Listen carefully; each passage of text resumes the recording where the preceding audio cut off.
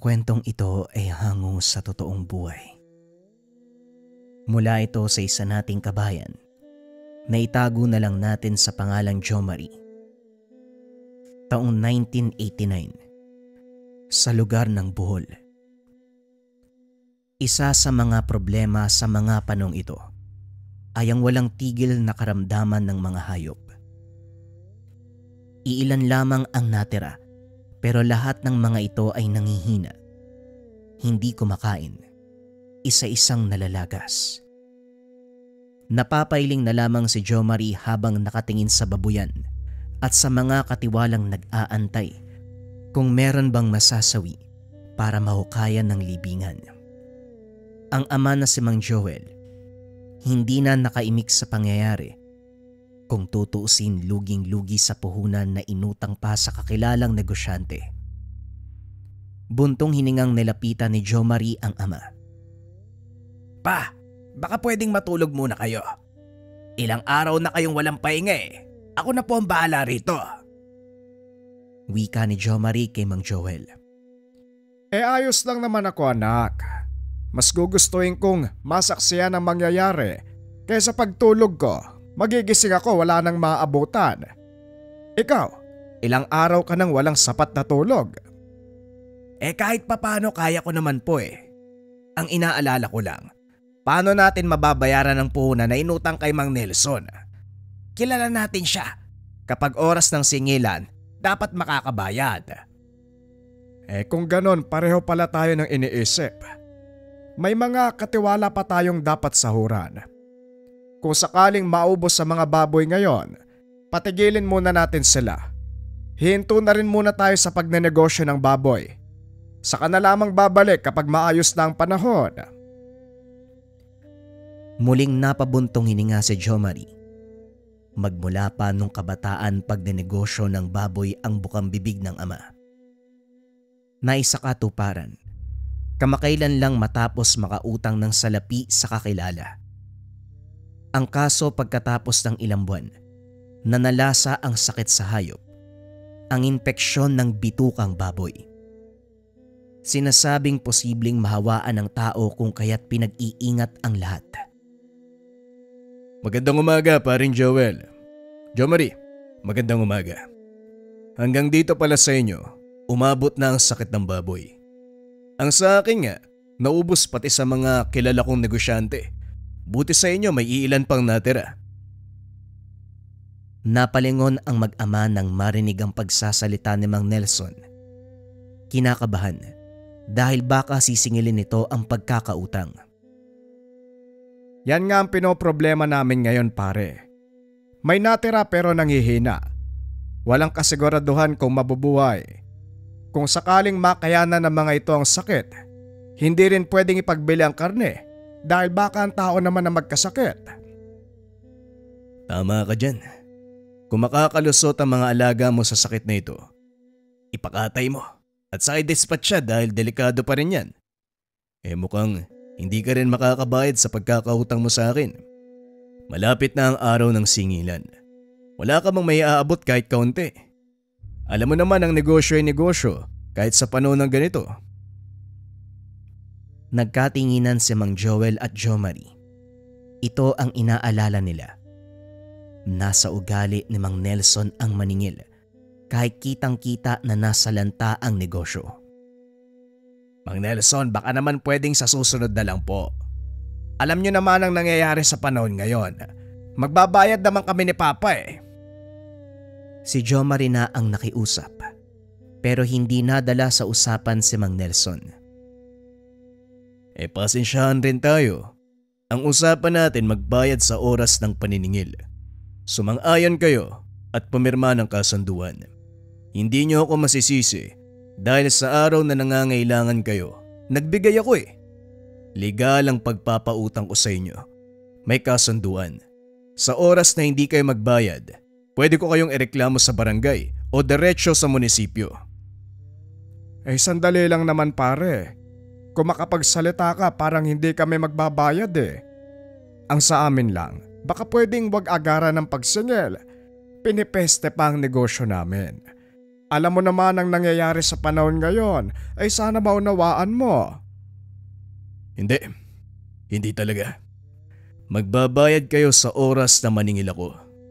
Kapag wala kayong maibayad, doon kayo kay Kapitan makiusap. Tugon ni Mang Nelson bago umalis. Patuloy itong nagsalita laban sa kanila kahit naglalakad palayo. Malakas pa ang boses. Layong ipahiya ang mag-ama sa mga kapitbahay na nakikinig. Napabuntong hininga si Jo Marie habang hinahatid ng tanaw ang matanda. Napailing na lang din si Mang Joel. Sa pag-aalala na umabot sa barangay ang banta ni Mang Nelson, nag-isip ng paraan si Jo Marie. Pinuntahan ng manuka na siyang pagmamay-ari niya. Binilang ang natira kung aabot ba sa halagang pambayad. Nang sumakto, isa-isang inilagay sa bayong at saka dumiretso sa bayan para ipagbili. Mabilis na ubos dahil sa dagsaan ng sabungero na naghahanap ng panabong. Ang kaso nga lang minalas sa pag-uwi. Ang sinakyan tricycle ay isang tulisan. Huminto sa liblib na bahagi at doon siya ninakawan. Hindi nakapanglaban dahil may dalang armas. Hinayaan na lamang na matangay ang salapi kaysa malugi. Naupo na lamang ito sa tabi ng daan, naiiyak sa resulta ng kaganapan. Ilang sandali pa, napangat ang tingin ng tawagin ng kakilalang si Bukyo. Minamaneho nito ang lumang tricycle na maingay at mausok ang tambucho. May sakay itong lalaki na natutulog. Huminto sa tapat. Hoy, para kang ninakawan sa lagay na yan Ano bang ginagawa mo dyan Teka, nanakawan ka talaga? Ano pa nga ba? Kakarampot na nga lang ang kinita ko sa pagbebenta ng manok. Tinangay pa. Pambayad na sana yon kay Mang Nelson. Pumunta sa bahay Nagbabanta na ipapabarangay kami kung hindi kami makakapagbayad. Naninibago ko pa ganyan naman talaga ang matandang yan. Akala mo talaga kung sinong mayaman.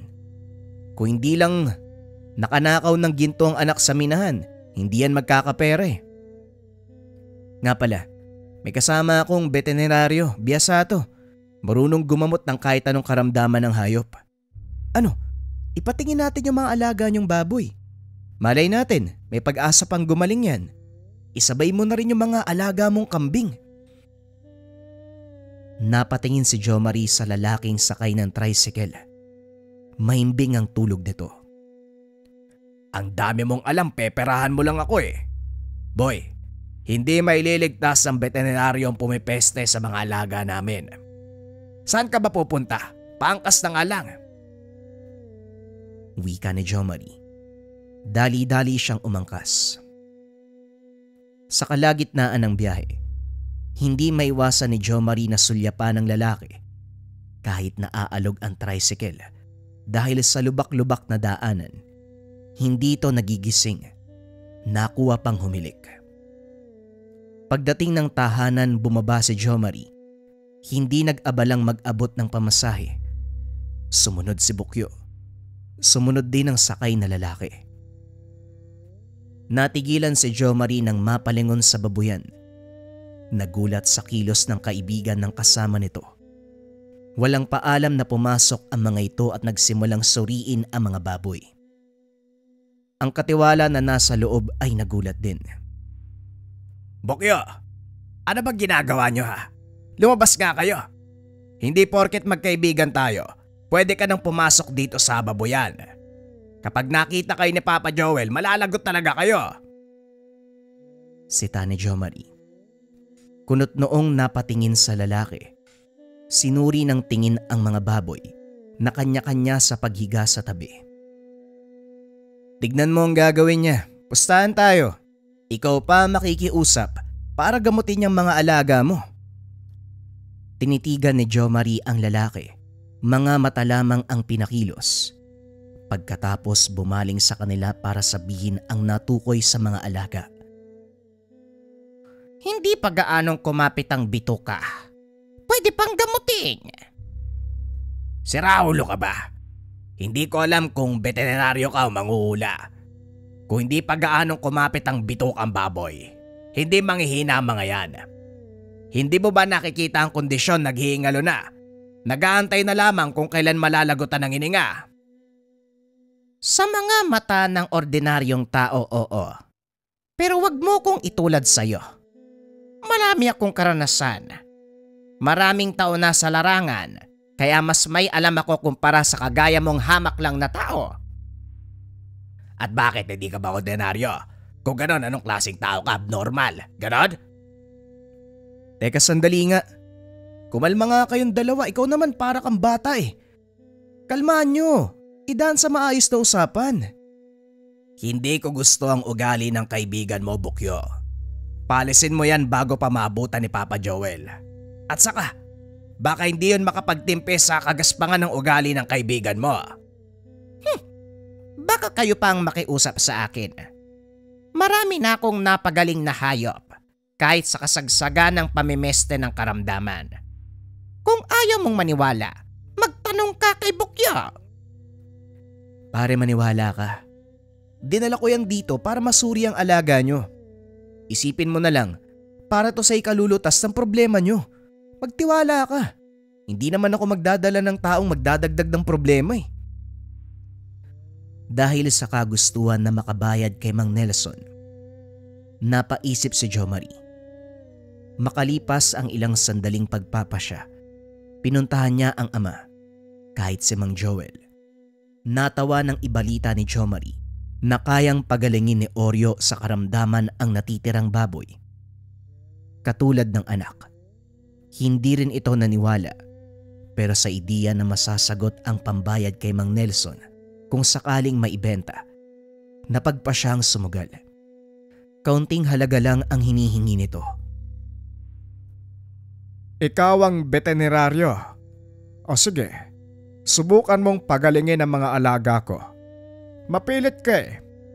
Pero tandaan mo lang, sa oras na walang mangyari o mas lumala ang kalagayan ng mga alaga ko, malalagot ka sa akin. Pati ikaw, Bukyo, ikaw ang nagdala niyan dito eh.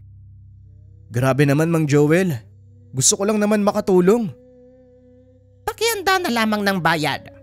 Manong, lumabas din muna kayo para magawa ko ng maayos ang panggagamot. Ayoko nang may nakatingin, lalo na kung may maingay. O baka naman may binabala ka kaya ayaw mong may nagbabantay. Pare, gawin mo na lamang ang trabaho mo.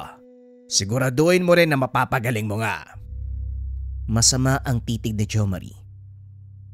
Pagkuhay sinimulan nito ang proseso ng panggagamot.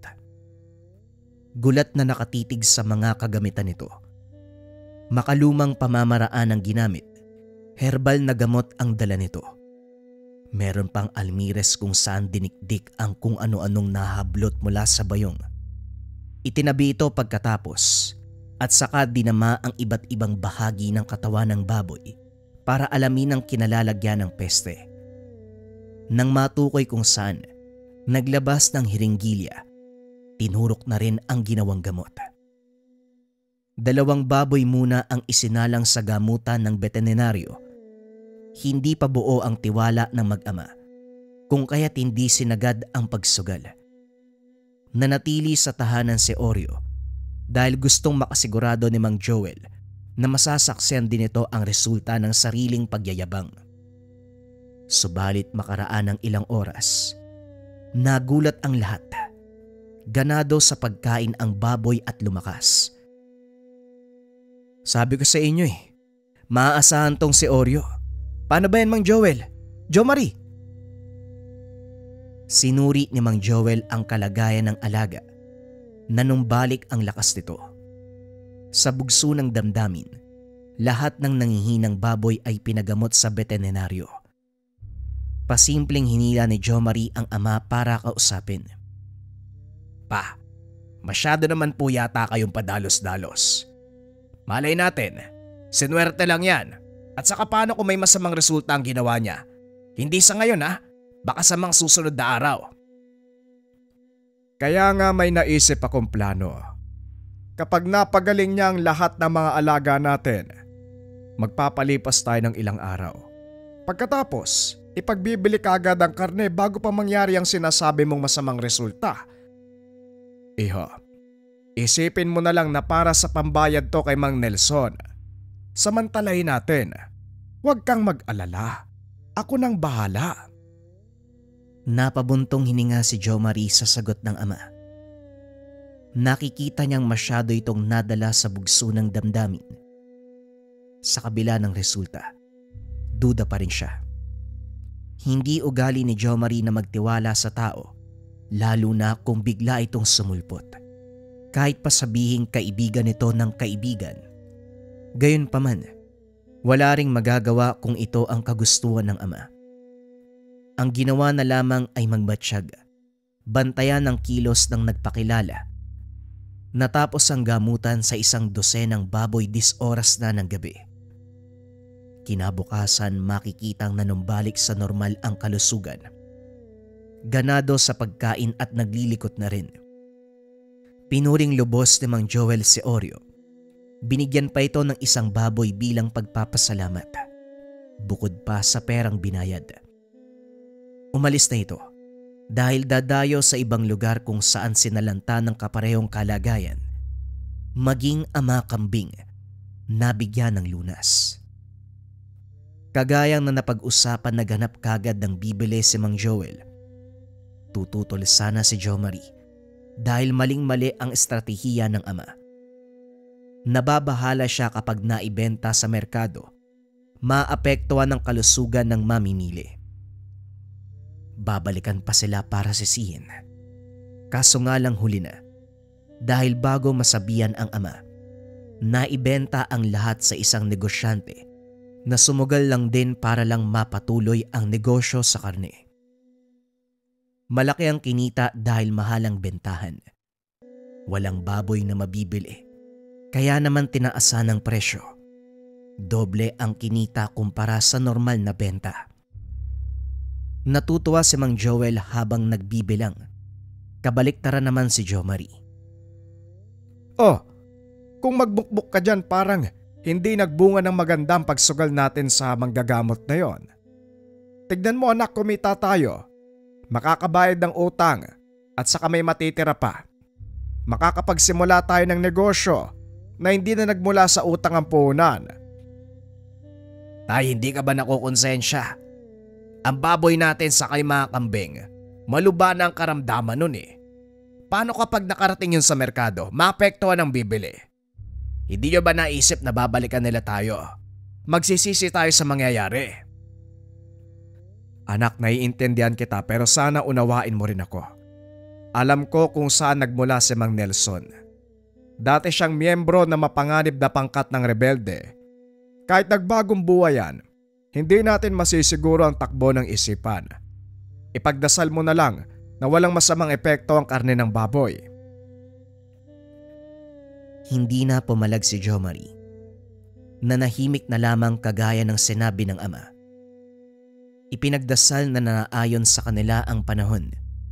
Kaso hindi lahat ng hihilingin, didinggin, lalo na kung ang pinasok ay kasamaan. Bago makapagbayad si Mang Joel sa pagkakautang kay Mang Nelson, may grupo ng tulisan ang humarang sa daan. Hindi lang salapi ang tinangay at binugbog pa siya. Pagkatapos ito, unti-unting nakaramdam ng sintomas ng bitukang baboy. Nung una, inakalang dala lamang sa natanggap na bugbog, pero kalaunan lalong lumala ang kondisyon. Hindi lang sa panghihina, nagsusuka na rin ng mahaba-habang bulate ang bitukang baboy. Kahit ang doktor sa bayan, walang magawa para gamutin ang kalagayan. Sinasabing gawa lang ito ng mahinang resistensya ng katawan at mga pagkain lalo na yung hindi malinis. Nagreseta ng gamot, pero sa pagdaan ng mga araw walang pagbabago sa sitwasyon. Hindi mapakali si Jo Marie dahil nagpatong-patong ang problema. Maliban sa iisipin sama, hindi rin matigil sa paniningil si Mang Nelson. May halong banta dahil hindi nasusunod ang napagkasunduan. Pinaliwanag ng binata ang sitwasyon pero ayaw pakinggan ng matanda. Aniya, walang kinalaman ang kondisyon ni Mang Joel sa pagkakautang. Anak, parang masisiraan na ako ng bait. Parang may gumagalaw sa utak ko. Ang sakit ng ulo ko. Reklamo ng ama. Kakatapos lang nitong magsuka ng iilang bitukang baboy. Kung susukatin ng haba, aabot sa 1 metro. Patay na rin ang mailabas. Lumapit si Jo Marie sa manggagamot para ipasuri ang kalagayan ni Mang Joel. Kagad namang natukoy. Sandali lang iyo ah. Parang ngayon ko lang narinig yung ganitong pambibiktima. Kulang pa rin pero kakaiba ang pamamaraan. Idinaan sa hayop ang sumpa. Kung ano ang dadanasin ng hayop, ganon din ang mararamdaman ng tao. Teka, hindi ba kayo yung nagdenegosyo ng baboy? May peste sa baboy ngayong panahon na. Kayo ba yung kumain ng karne? Hindi naman po, Manong. Bakit po pala? Kasi konektado sa inyo ang ginamit na hayop. May baboy ba kayong pinagbili? Meron po pero kinatay ang mga yon para ibenta sa merkado. Si Papa kasi nagpumilit na bumenta kahit masama ang panahon. Sandali. Kung kinatay ang mga baboy para maibenta, hindi nagmula doon ang sumpa ng kulam, iho. Sa pagsusuri ko, buhay na buhay ang ginamit na baboy. Hindi mamamatay ang hayop kung buhay pa ang mismong biktima na tao. Sa madaling salita, wala sa binenta niyong yon ang sumpa. Isipin mo, baka may napagbentahan pa kayo. Napaisip si Jo Marie. Ganon na lang din ang gulat ng mapagtagpi-tagpi ang pangyayari. Manong, posible po ba na magpapanggap ang mangkukulam para makalapit sa biktima? Aba oo naman. Kahit ano pwedeng gawin ng mangkukulam para lang magawa ang pakay sa biktima. Bakit mo naman naitanong? Meron po kasing nagpanggap na veterinaryo.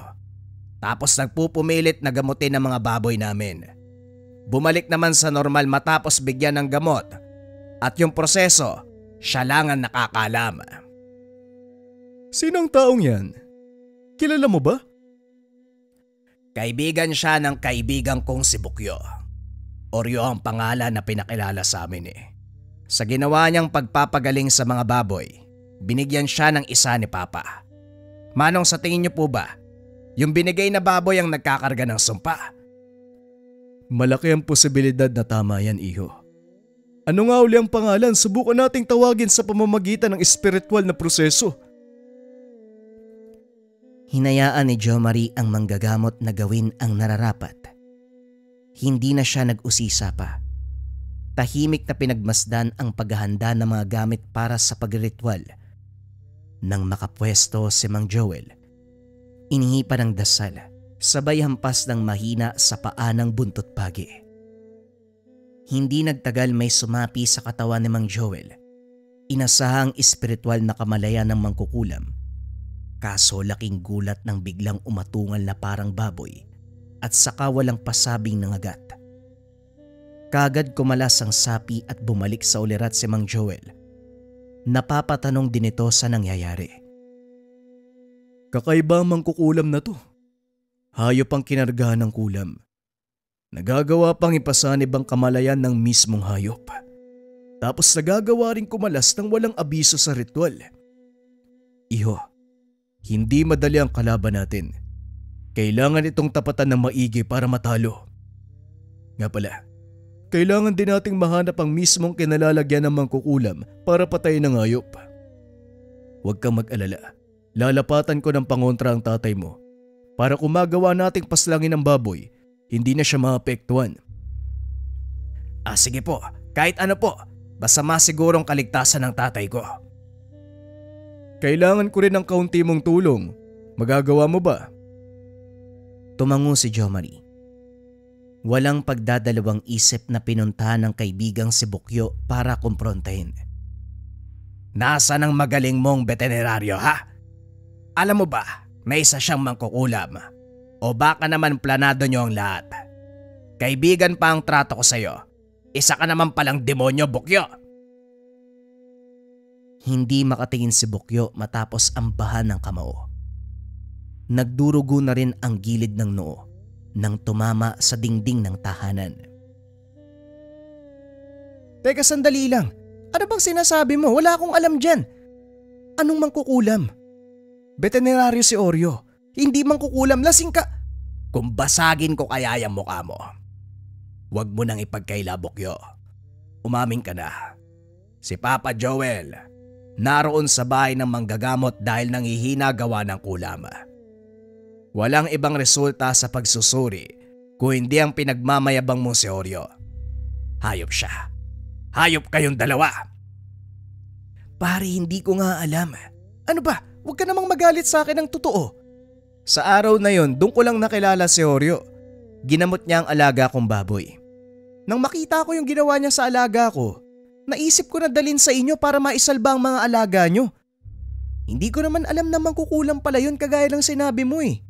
Maniwala ka pare, wala talaga akong alam. Wika ni Bukyo. Sinuntok ito ni Jomari. Napabuntong hininga ang binata upang pakalmahin ang sarili. O sige, sabihin na lang natin na naniniwala ako.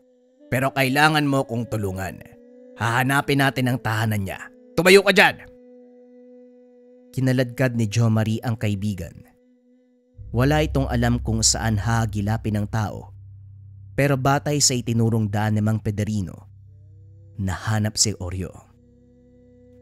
Hindi makapaniwala si Jomari nang makitang nagkatuwaan si Oreo at Mang Nelson na parabang matagal nang magkakilala. Nagkubli muna sila. Pinakinggang maigi ang pag-uusap ng mga ito. Nang tumagal nagsawa sa kwentuhan, nagpaalam si Mang Nelson. Sa narinig, malinaw kay Jomari kung ano ang koneksyon ng dalawa. Hindi lang magkakaibigan, kung hindi magkasabwat sa kasamaan. Jomari, narinig mo naman sila, 'di ba? Wala akong kinalaman sa kanila ha. Pati ako ginamit lang din nila eh. Kung alam ko na ganun pala, hindi ko dadalhin sa'yo si Oreo. Pasensya ka na talaga. Sa ka na ang daldalan, Bukyo. Dati ka namang sanggano, maging masama ka muna. Pagbayarin mo si Oreo. Hahanapin ko ang baboy para mapuksa ang sumpa. Huwag kang magpalata.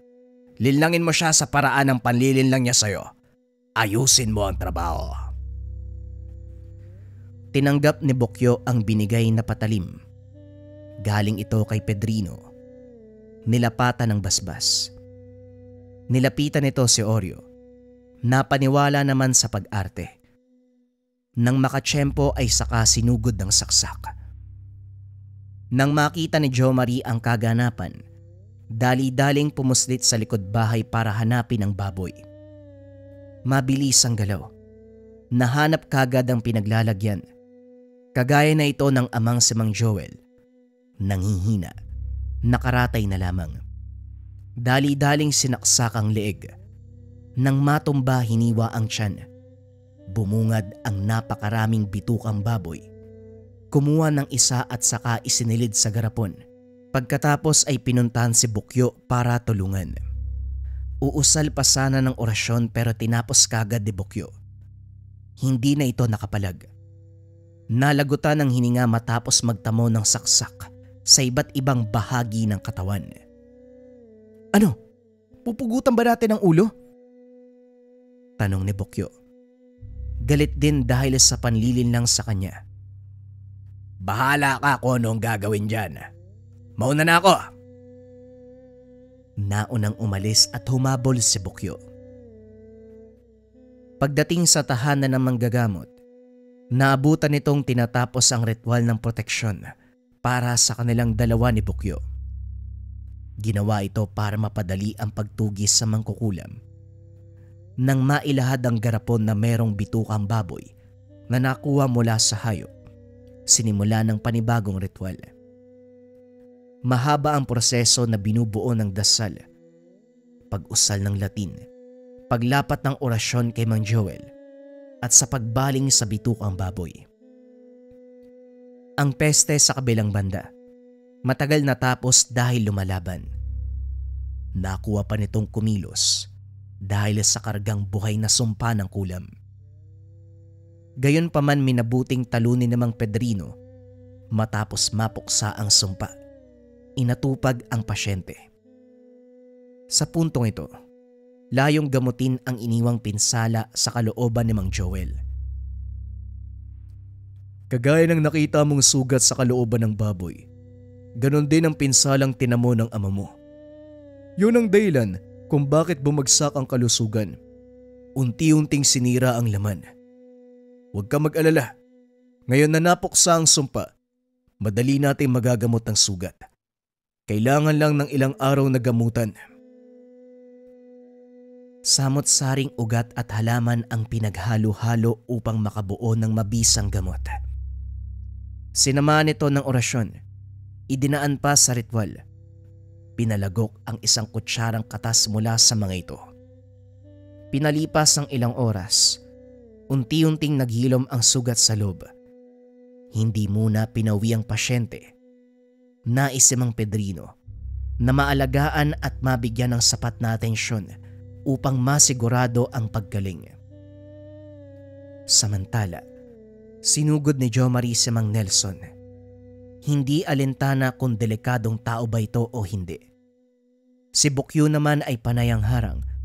Ayaw malagay sa peligro ang buhay ng kaibigan. Subalit ayaw magpaawat ni Jo Marie. Tahimik ang gabi. Payapa ang paligid.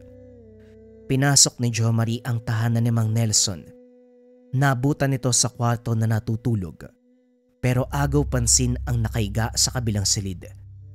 Maraming nakasabit na mga kagamitang panglunas. Sa madaling salita, iniligtas si Mang Nelson ang mangkukulam na si Oreo. Gayunpaman hindi na muna ito ginalaw. Inuna ang mismong pakay. Payapa ang paghinga ni Mang Nelson. Hindi patalim ang ginamit ni Jo Marie. Simpleng paglagot lang ng hininga. Nang masiguradong wala ng buhay at saka lumipat sa kabila upang tuluyan na si Oreo. Sinigurado niya wala na itong buhay bago iwanan. Nakaligtas sa posibleng pagturo si Jo Marie dahil saktong paglabas ng tahanan may tulisang ng loob. Kinabukasan, ang mga ito ang nadakip ng otoridad. Kinasuwang sa salang pangloloob at pagpatay kay Mang Nelson at Oreo. Tignan mo nga naman, pati pagkakataon sa mang-ayon sa plano mo. Isa lang ang ibig sabihin nito. Kahit ang langit, hindi makakapayag na makaligtas sa kasalanan ng makasalanan.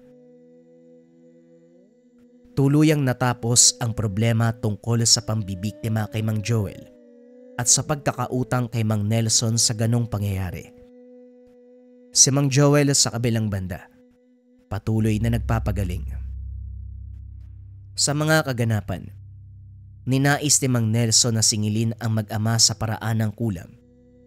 Aniya, batay sa narinig na pag-uusap, kung hindi makakabayad sa paraan ng salapi, singilin sa paraan na siguradong makakapagbayad.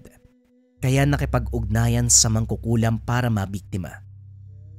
Kaso nga lang minalas dahil pumabor ang swerte kay Jo Marie.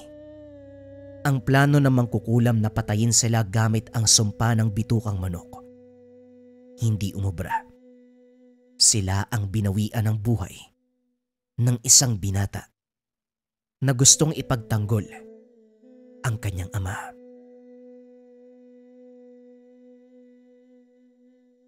Ang kwentong ito ay hango sa totoong buhay. Mula ito sa isa nating kabayan. Taong 1991, Cebu. Hindi akalain ni Brian na may mga partikular na panahon kung saan napakatalas ng pandinig ng aswang. Sa malayong lugar nagmumula ang nilalang pero sa sandaling na pag-usapan, minuto lang ang lumipas ay lumitaw ito. Pasimpleng kumatok, nakangiting bumungad. Araw ito ng Martes, Wala namang masamang nangyari pero tinandaang mabuti ng binata ang oras at araw upang maiwasan na ang susunod na kaganapan. Brian, nakita mo naman siguro yung magkapatid doon sa bayan. Di ba? Sobrang kakaiba yung mga itsura. Ang babata pa, pero nagmumukhang matanda. Tignan mo yung balat nila. Sobrang gaspang oh. Ang kakapal ng buhok. Tapos yung kilay, halos mag-isang guhit na lang. Hindi makatingin ng diretsyo, pero kapag walang makakapansin, ang sama ng titig sa mga tao. Tapos ang nakakatawa pa, para silang unggoy. Magkakamukha sila. Kung sabagay, magkapatid nga, pero parang may mali talaga eh. Sabi pa naman ng mga ninuno ko, nako, sumalangit nawa. Kapag ganyan ang itsura ay posibleng aswang. Ano sa tingin mo? Kagad nahampas ng unan ni Brian ang kaibigang si Onyot. Nandito sila ngayon sa tabi ng kalsada, sa gilid ng kapilya. Pagtitinda ng kandila ang kabuhayan, kung saan lugar may pista, naroon din sila para kumita. Madalas 1 o 2 araw na mamalagi, kung kaya't sa tabi ng simbahan o kapilya natutulog. Uy, baka nakakalimutan mo nung 1 taon lang ha. Kamuntikan tayong madali ng aswang. Huwag ka nga magbanggit ng aswang-aswang na yan, baka mamaya biglang sumulpot sa harapan natin. Patulog ka na nga. Tugon ni Brian. Hindi naman nila araw ngayon. Kung matakot ka naman parang hindi ka lalaki. Sira, wala sa kasarian ng pagiging matatakutin. Kapag dumating bigla yang nabanggit mo, sinasabi ko sa'yo, lagot ka talaga sa akin. Ay sus, subukan lang natin kung magpakita yan. Tignan natin kung hindi magiging iniyaw. Bumangon si Onyo. Kinuha ang garapan ng langis sa bulsa. Humugot din ng kaperasong posporo. May langis ka nga. Parang 1 saboy lang ubos na yan. Saan mo ba nakuha yung ganyan? May naglako kanina, pasekreto ko nilapitan. Ibig sabihin niyan epektibo. Ganyan na nagtitinda ng mga pangontra. Sekreto, para hindi maalarma sa mga taong may lahi. Mahaba pa ang sinabi ni Onyot, pero hindi na pinakinggan ni Brian. Makalipas ang ilang sandali, nagsigawan ng nasa disko nang may nagrambulang lasing. Sa halip na magtakbuhan, nagsiksikan pa para mapanood ang aktwal na labanan. Walang pangamba dahil purong suntukan lang. Nilapitan ni Brian si Onyot na nasa unahan. Siya pa ang nagsulsol sa magkabilang panig na magpatuloy sa paglalaban. Kagad niya itong hinila. Kahit kailan napakaano mo no? Dinidemonyo mo pa sila eh. Pinagmumukha mo naman ako masama niyan. Gusto ko lang naman ng katuwaan. At isa pa, suntukan lang yan. Lasing din, kaya imposibleng makakatama yan. Pasuray-suray na nga sila eh. Sira ulo talaga to. Bumalik na nga lang tayo sa pagtulog. Maaga rin tayo uuwi bukas. Sandali, bakit ganyan yung salawal mo? Ang dugyot mo naman. Napayuko si Onyot. Nanlaki ang mga mata nang makitang basa ang pantalon. Hindi galing sa ihi, kundi sa langis na nasa bulsa. Kagad tinignan ng paligid. Maraming tao kaya nahirapang tukuyin kung sino ang aswang sa mga ito. Naintindihan ni Brian ang nangyayari kung kaya tumulong sa paghanap. Kaso nga lang natigil ng lumala ang rambulan. Nagbasaga ng bote kung kaya't nagtakbuhan. Maraming napatid, lalong gumulo. Tumabi na lamang sina Brian at Onyot para hindi madamay. Kinabukasan nanatili sa lugar ang dalawa para magpatuloy sa pagtitinda ng kandila. Kahapon ang pista pero may dumarayo pa rin. Nang tanghali wala na masyadong tao. Dito na napagpasya ang umuwi. Pagdating ng tahanan hindi nakapagpahinga dahil diretso sa paggawa ng kandila. Maraming pista sa buwang ito kaya kumakayod ang dalawa. Sa buhay sila na lamang ang magkasama. Sa katunayan sa lola ni Brian sila natuto. Bata pa nung sumama sa pagtitinda, kalaunan natutunan ang paggawa. Kaya ngayon na sila na lamang ang magkasama, kahit papano marunong makipagsabayan sa takbo ng buhay. Pagkatapos ng paghulma, nagpahinga sandali dahil mamayang hapon, dadayo sa bukirin para makigapas. Nakakuha ng kontrata sa nagmamay-ari ng malawak na taniman. Hindi naman mahirap na linisin ang lugar dahil halamang ligaw at talahib lamang ang sagabal. Pagdating ng iba pang mga kasama, sabay silang naglakad patungo sa bukid. Matapos makausap ang may-ari, sinimulan kagad ang panggagapas. Sa kalagitnaan huminto muna para magmeryenda dahil panahon ring may ibang pinagkakabalahan bukod sa panggagapas. Nagkwentuhan. Sa dinami namin ng karanasan sa buhay, may isa na parehong pinagdadaanan ng lahat. Ito ay tungkol sa aswang. Aswang baka mo? Meron kaming bagong karanasan ni Brian eh. Kagabi nga lang nangyari ang kaso. Hindi namin nakita kung sino. Nagkagulo kasi. Sayang nga eh. Wala yan sa natuklasan namin ni Lloyd. Yung mag-ama dun sa taniman ng kakao, mga aswang pala. Nung nakaraang araw lang napag-usapan naming manguha kasi hinog na. Tapos, wala namang nagmamay-ari sa tanim na yun. Bilog ang buwan sa gabing yun. Kaya hindi nakakapagtaka na may gagalang halimaw. Ang hindi lang namin inasahan, yung mag-ama, nakita talaga namin na nag-ibang anyo eh. Humaba ang usapan ng mga ito. Tutok na tutok ang isa't isa sa bawat kwentong binabahagi. Medyo madilim na rin ang paligid dahil paggabi na. Hindi na malaya ng oras. Makaraan ang ilang sandali. Parehong napatayo ng bumungad ang taong pinag-usapan. Ang mismong mag-ama na sina Mang Oliver at Chino. Kunwaring napadaan pero ang totoo'y narinig ang pinag-uusapan. Dali-daling naganda ang magbabarkada.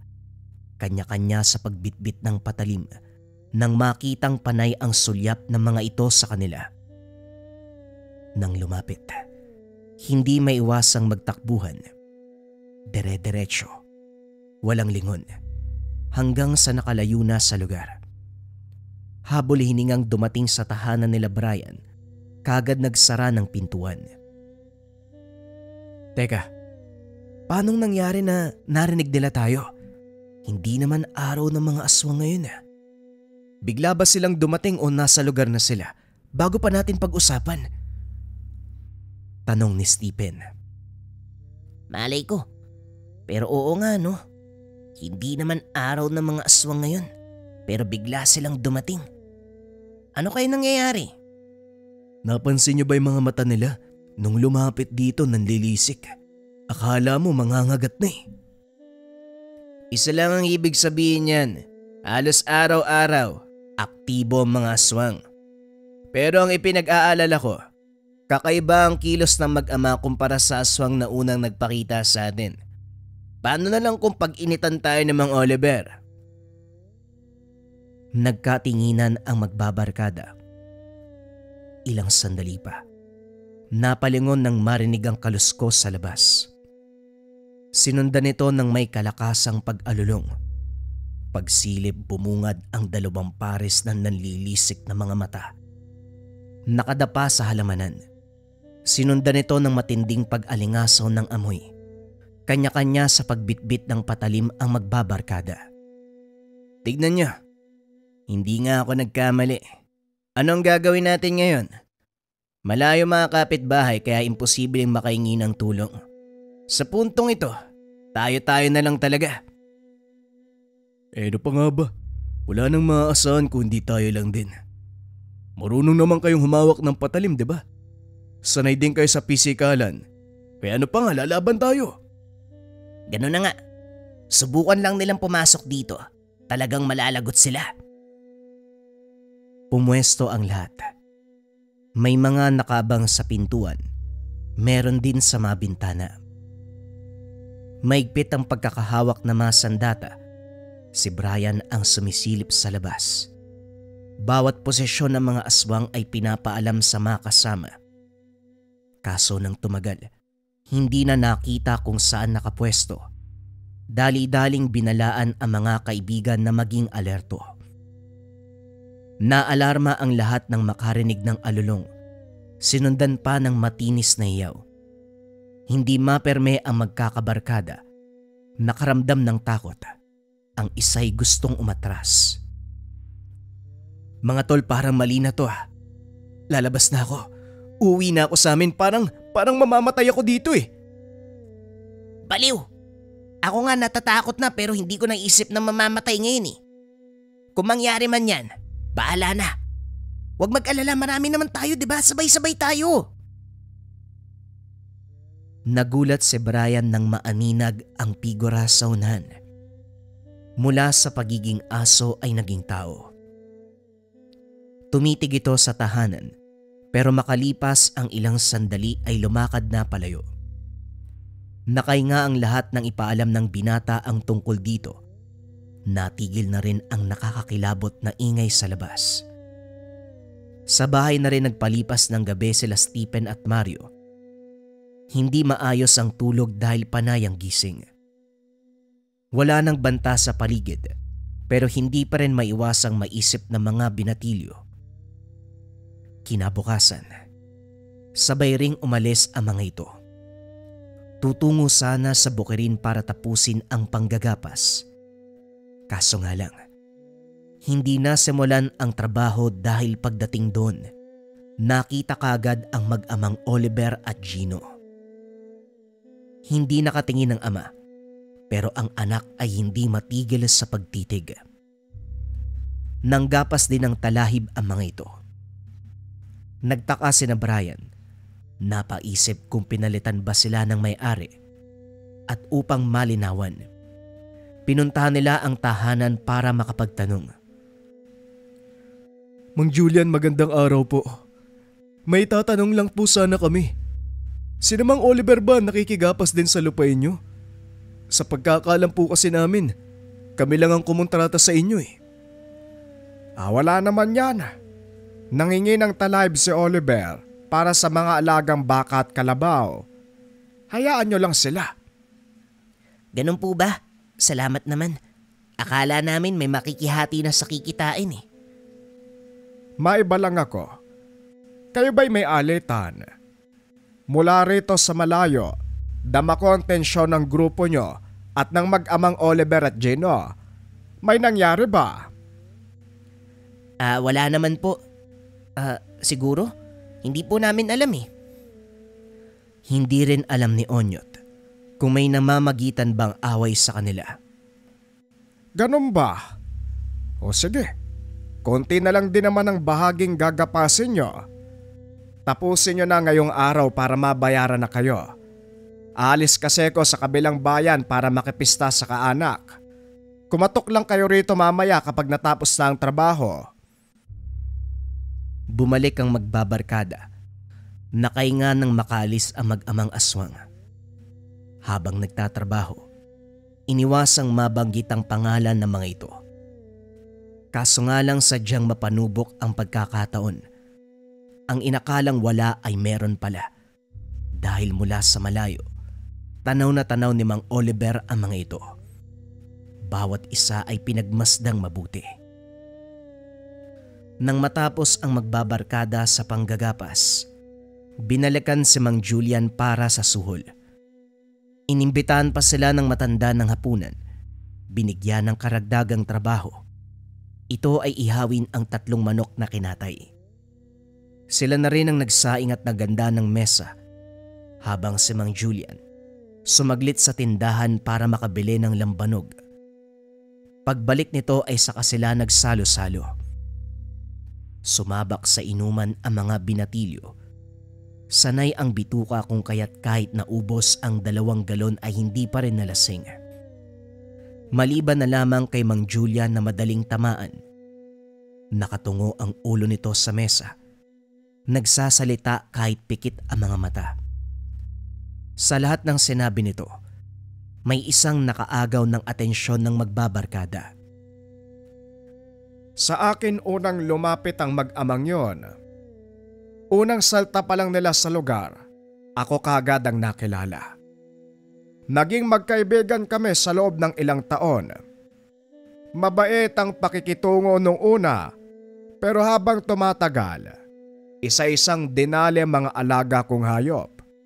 Mula sa sisiw hanggang sa pinakamalaking kalabaw. Pinalampas ko kasi mga alaga ko naman ang ginalaw. Pero sa sandaling patian akong babae, ay nako hindi na ako nagpigil. Bumunot ako ng itak, nagbato ng orasyon. Pero mga inutil masyadong mataas ang kargang bakod. Kaya hanggang ngayon kung mapapansin nyo, lumilihis ng daan ng mga yan kapag nakakasalubong ako. Kilala ko sila. Sila mga aswang, takot sa taong nakakakilala sa kanila. Isa yan sa kahinaan ng halimaw. Kahit may pagkakataon na parang kinakain ng salita, malinaw pa sa sikat ng araw ang nais nitong iparating. Kumpirmadong aswang ang mag-ama at ang unang biktima ay ang pamilya ng matanda. Dahil dito, hindi mapalagay sina Brian. Binanggit nito ang mga pangalan. Dali-dali silang bumunot ng patalim. Naghahanda kung sakaling lilitaw sina Mang Oliver at Chino. Teka, parang may mali sa sinabi ni Mang Julian. Hindi ba ang sabi niya kanina, nagpaalam sina Mang Oliver at Gino na makikigapas ng talahib? Bakit ngayon sinabi niyang hindi sila magkasundo? Ha? Ano pa talagang totoo? Baka naman nagkamali lang. Lasing lang naman siya. Parang hindi mo naman kilala ang mga lasing. Iba kaya ang tama ng lambanog. Hindi ka lang sa salita maloloka, pati na rin sa kilos, tignan nyo. Napatingin ng magbabarkada sa matanda. Bigla itong tumayo. Pagkatapos ay nagtungo ng kusina para mahiga doon. Maayos na ang pagkakapwesto nito sa kwarto. Inalalayan niya ito pero lumipat pa talaga. Kung sa bagay may punto si Mario. Paano tayo? Hindi man lang ba tayo uuwi? Gabi na oh. Uuwi na tayo. Ano pa bang aantayin natin? Bayad na si Mang Julian. Huwag niyo sabihin hanggang sa pagtulong yan, babantayan pa natin. Halika na. Bago pa may mangyaring hindi kaaya-aya. Kinikilabutan pa naman ako. Sinimulang baybayin ng magbabarkada ang kahabaan ng daan. Hindi lang malawak na taniman ang dadaanan kung hindi pati gubat. May kalayuan pa ang tahanang uuwian. Upang masigurado ang kaligtasan, nagbitbit ng patalim at sulo. Naging mapagmatsyag ang bawat isa para mapansin ang mga bagay-bagay kung sakali. Pagdating sa dulo ng taniman, nakainga ang lahat dahil ilang metro na lamang ang lalakarin. Pero laking gulat nang makarinig na nakakakilabot na pag-alulong. Dali-daling napalingon. Kumaripas ng takbo nang makita ang aswang sa unahan. Swerteng nakapasok ng bahay bago maabutan ng halimaw. Kagad pumwesto ang mga ito. Nakahanda ang mga patalim sa posibleng pagsalakay. Hindi nagtagal. Unti-unting bumigay ang marupok na bahagi ng tahanan nang paulit-ulit na banggain ng mga halimaw. Saktong nawasak ito at saka tumigil. Mahabang katahimikan ang sumunod na nangyari. Nagkatinginan ang magbabarkada. Ilang sandali pa, napagtantong wala na ang mga aswang sa paligid. Dali-daling hinarangan ang bahaging iyon para hindi direktang makita ng labas o makapasok ang sinuman lalo na aswang. Hindi makatulog dahil sa pag-aalala.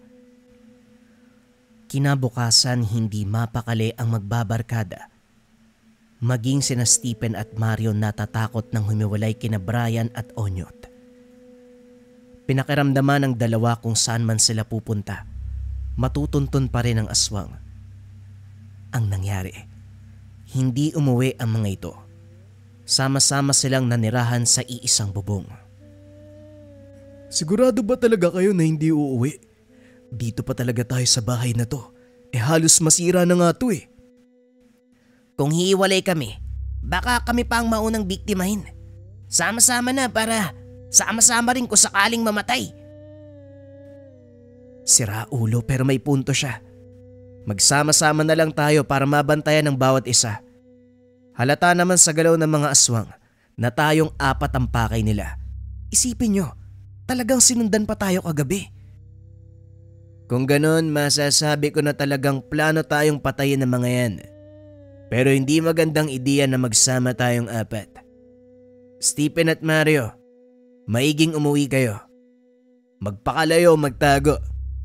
Kami na ni Brian ang bahala sa sarili namin. Total magkasama naman kami sa iisang bubong. Sige na, habang may oras pa. Napakamot ng ulo sina Mario at Stephen. Ayaw sana ng mga ito na humiwalay sa kanila pero napilitan sa utos ni Onyot.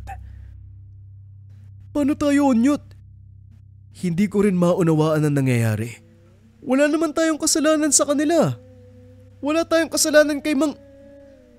Napalunok si Brian ng kamuntikang mabanggit ang pangalan. Sa kabutiang palad walang nangyari sa mga sumunod na araw. Tuloy-tuloy ang pagtitinda ng kandila nila Brian at Onyot. Sa iba't ibang lugar nagdaraos ng pistang bayan. Kahit ang pinakamaliit na kapilya sa bawat sityo.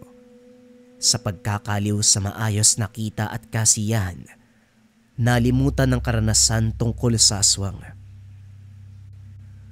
Lumipas sa mga araw naging abala sa paghulma ng kandila at pagdarayo sa mga lugar para magtinda. Wala nang pahinga sina Brian at Onyok dahil ang nasa isip, kumita ng pera, sa pagpapaayos ng tahanan at panggasto sa araw-araw. Nang matapos ang pista, nagpahinga muna. Sa puntong ito naisip ng dalawa sina Mario at Stephen. Huli na nang malamang nasawi si Mario matapos salakay ng aswang. Si Stephen sa kabilang banda, patuloy na lumalaban para mabuhay. Maraming kalmot, maraming sugat sa iba't ibang bahagi ng katawan. Gumala ang dalawa nang makatanggap ng suhol mula sa ginapas na palay sa kabilang barangay. Dumayo ng basketball kasama ang iba pang kalaro. Pero dahil may kalayuan ginabi sa daan, silang dalawa na lamang ang naglalakbay. Dito sinalakay ang dalawa. Swerteng nakaligtas si Stephen, pero hindi si Mario. Paano kung sila Yung mag-amang aswang yung pumaslang sa kaibigan natin? Kung tama nga, pati tayo nasa peligro. Parang kailangan na rin nating humingi ng tulong. May kakilala ka bang albularyo o antingero? Kasi sa ganitong usapan, ganyang tawang dapat lapitan. Wala eh. Si Mang Julian minsan ko nang narinig na albularyo pero parang duda ako eh. Batay dun sa sinabi niya nung lasing siya. At yun sa pagpapagapas ng talahib nila basta alam mo na kung sino yun. Hindi tugma eh. Oo nga pala. Pero malay natin nagkamali lang talaga siya. Subukan natin. Nagtungo sila sa tahanan ni Mang Julian. Ang kaso nga lang, nagulantang nang malaman na may malubhang karamdaman. Nakaratay na lamang ito habang iniinda ang sugatang hita. Sariwang-sariwa na para bang kakabagong kagat ng kung sinong halimaw. Pero batay sa salita nito, ilang araw na siya sa ganong kalagayan. Kailangan nyo na ring umalis sa lugar na ito. Pumunta kayo sa malayo at magtago. Huwag maghanap sa mga halimaw. Hindi ko alam kung ano nangyari sa pagitan nyo para pagplanuhan kayo magkakaibigan. Sige na, umalis na kayo habang may oras pa. Wika ni Mang Julian. Pilit pinapalis sina Brian at Onyok. Kaso hindi kumilos ang dalawa. Nanatili sa tabi dahil gustong malaman ang nangyayari. Sino po ba ang nagplano sa amin? Ano po ba talaga ang nangyari? Sila ang aswang na... Basta, kilala nyo na kung sino, dalawa sila magkadugo. Nasa ugali nila na ayaw mapag-usapan ng kahit sino, tao man o kalahing halimaw. Kapag narinig nila hindi kayo titigilan, hahanapin at uubusin. Ito ang nangyari sa kaibigan nyo. Nasawi si Mario, samantalang nag-aagaw buhay si Stephen. Mga iho, iligtas nyo mga sarili nyo. Bilisan nyo ang pag-alis, magpakalayo-layo muna kayo.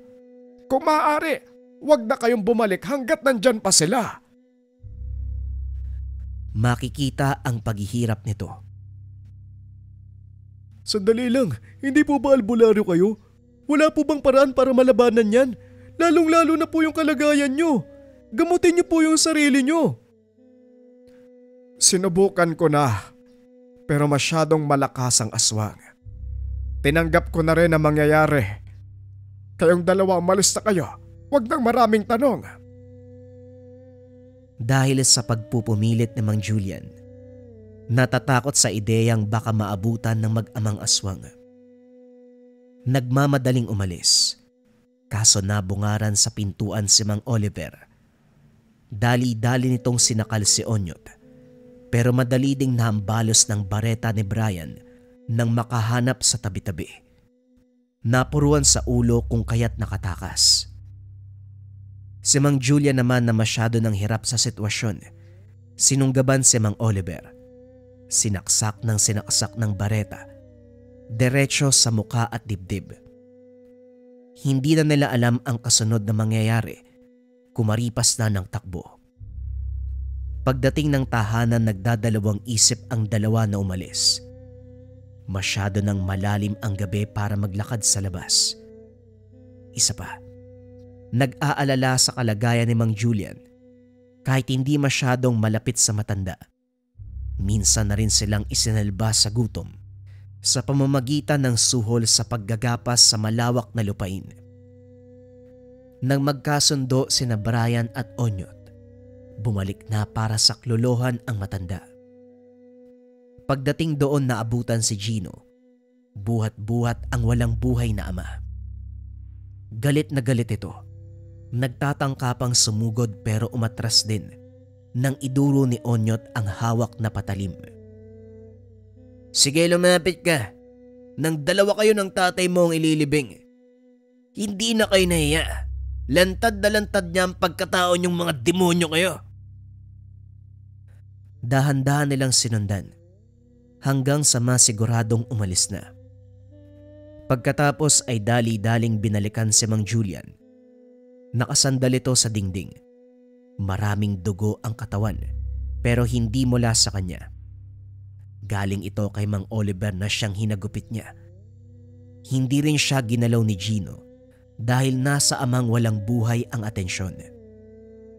Natatarantang tinulungan ni Mang Julian para linisin ang katawan. Sa gabay nito, si Brian at Onyot ang gumawa ng gamot mula sa ugat at iba't ibang halaman.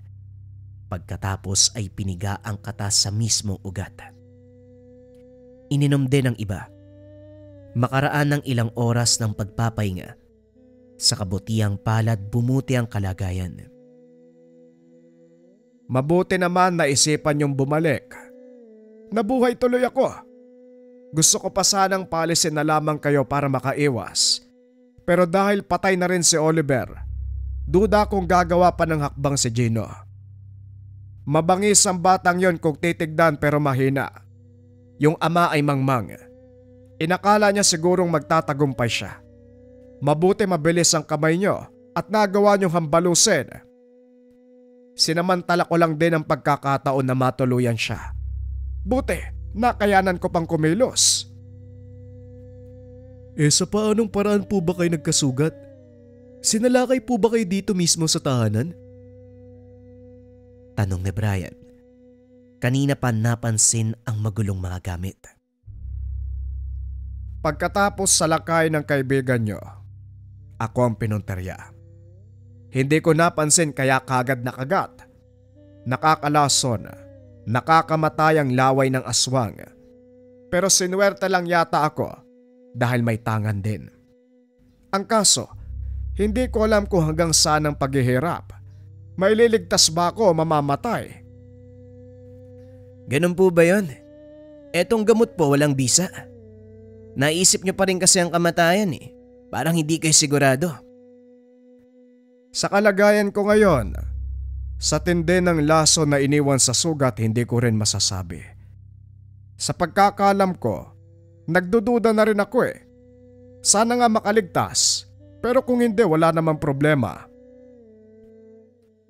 Sa nakikita ni Brian, bumuti ang kalagayan nito kumpara nung unang nakita. Naging malinaw sa kanila ni Onyot na talagang walang anumang ugnayan sa pagitan ng mag-amang aswang at ng matanda. Pinaliwanag din ito na minsan lumalapit ang mga ito para magpaalam na manggagapas ng talahib sa kagustuhan na mapanatili ang kalinisan ng lupain. Hinayaan na lamang. Sa pagdaan ng mga araw, nakikita pa rin nila si Gino pero dumidistansya na ito. Masama pa rin ang tingin pero hindi naman gumagawa ng kasamaan. Alisto pa rin sina Onyot at Brian dahil walang nakakaalam kung ano ang mangyayari sa susunod na mga oras. Sa tahanan ni Mang Julian muna sila nanuluyan para maalagaan din ng matanda. Pero dahil abala sa pagtitinda ng kandila tuwing may pista, kahit saang lugar pa, may pagkakataon na wala sila sa bahay. Nagsunod-sunod ang pag-alis. Pag-uwi, napansin na lamang ang pag-iiba ng katauhan nito. Madalas umaalis sa gabi. Pagbalik ay nangangamoy. Sa tuwing tatanungin ay umiiwas. Ganon ang sitwasyon. Hindi na rin makakausap dahil ayaw magsalita. Maging sa pagkain inaayawan na rin. Mga sariling kagamitan bilang albularyo ay kinakatakutan. Dito na nagduda sina Brian at Onyot. Pero bago pa sila makagawa ng hakbang, may nangyaring hindi inaasahan. Nagulantang ang lahat ng matagpuan ng katawan ni Gino malapit sa gubat. Maraming kalmot at may gilit ang leeg. Nakalabas ang bituka matapos mawakwak ang tiyan. Sa distansya naman ay natagpuan ang katawan ni Mang Julian. Nakabitay sa puno habang may tali sa leeg. Inabot ng ilang linggo ang investigasyon. Sina Brian at Onyot ang paulit-ulit na tinanong ng otoridad dahil sila ang huling kasama ng matanda. Sinagot naman nila ang bawat katanungan hanggang sa natapos ang proseso. Pinagpalagay na si Mang Julian ang pumaslang sa binatang si Gino. Pagkatapos ay kinitil ang sariling buhay sa pamamagitan ng pagpapatiwakal. Naisara ang kaso sa ganong konklusyon. Sa kabilang banda, iba ang nasa isip ni Brian at Onyot. Para sa kanila, sa nangyaring pangagat kay Mang Julian, nahawaan ng pagkaaswang. Hindi matanggap ang pagbabago ng katauhan kung kaya't pinatay si Gino upang hindi na makapangbiktima ng kapwa-tao, pinaslang din ang sarili. Maging si Stephen, hindi nakaligtas. Binawian ng buhay dahil sa laso ng sugat. Sa tindi ng kaganapan, tinupad ni Brian at Onyot ang dating sinabi ni Mang Julian. Magpakalayo-layo. Lumawas sa probinsya ng yumaong ama si Onyot at doon nagsimula bilang mga ordinaryong mamamayan. Sa paglipas ng mga araw, unti-unti nilang nakalimutan ang mga kaganapan. Unti-unting nabura sa kanilang isipan na sila ay minsang naging biktima ng mga aswang. Naghahanap ka ba ng mga gamit na makakatulong sa buhay mo? Pili ka na lang sa mga produkto na makakatulong sa buhay mo. Incenso candles, tea light version, pwede ring big version, or pwede rin yung nakalagay sa can. Pang-cleanse ng lugar, pangtaboy ng negative energy para maganda ang pasok ng swerte at iwas sakit na bunga ng negative energy. Or pwede ka ring magmarahuyo bracelet kabayan, kontrakulam, barang, tigalpo palipad hangin, o anumang masamang uri ng sumpa. Kasama din sa marahuyo ang rebuelta. Kung ano yung sumpa na binigay sa'yo, ibabalik sa taong nagbigay. Kung pampaswerte naman ang gusto mo, kabayan, pwede mong subukan ang Gabay Medalyon. Pinakasikat na medalyon sa likha merchandise, nagbibigay ng swerte at gabay sa career, health, love life and finance. Top 1 item yan sa likha. Pili ka na lang, kabayan. Kung interesado ka, isearch mo lang ang shop ng Likha Merchandise.